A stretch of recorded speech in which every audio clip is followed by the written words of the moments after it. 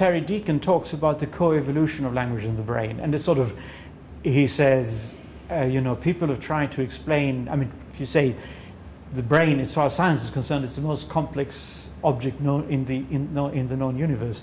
But sort of say people have tried various things to explain the complexity of the brain, and none of these are very convincing. So tool making, well, lots of other fellow creatures make tools, and the more people who study this, the more have they discovered, fairly intricate tool making. General intelligence, but what's that? That's something to be explained rather than something to explain. And a group size, but group size immediately implicates language. I mean, Robin Dunbar's path and so on. And so Terence Deacon says the only human system that's complex enough to, begin to explain this is language. And so I've looked at it more sort of in an amateurish way, but it seems to me that, if you look at what people through the fossil record have been able to sort of suggest are major spurts in the growth of the brain, then one could line this up with a kind of phylogenetic version of Michael's ontogenetic account of the sort of emergence of complexity from a simpler system. So I suspect, with the brain spurt is to do with sort of on the order of 1.8 to 2.2 million years ago, Homo habilis, Homo erectus.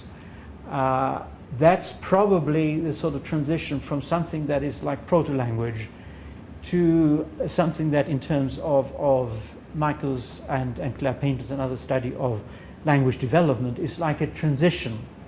Now, in language development, the transitional period to sort of the mother tongue or sort of post-infancy adult language is fairly short, but that's because there's a model around. So I suspect in human history it took much longer, expended over a long period of time.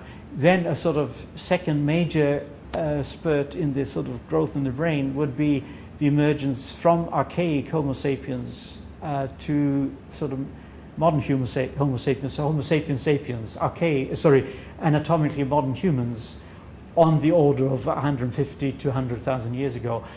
I suspect that's when the transition made into something that we could call modern language.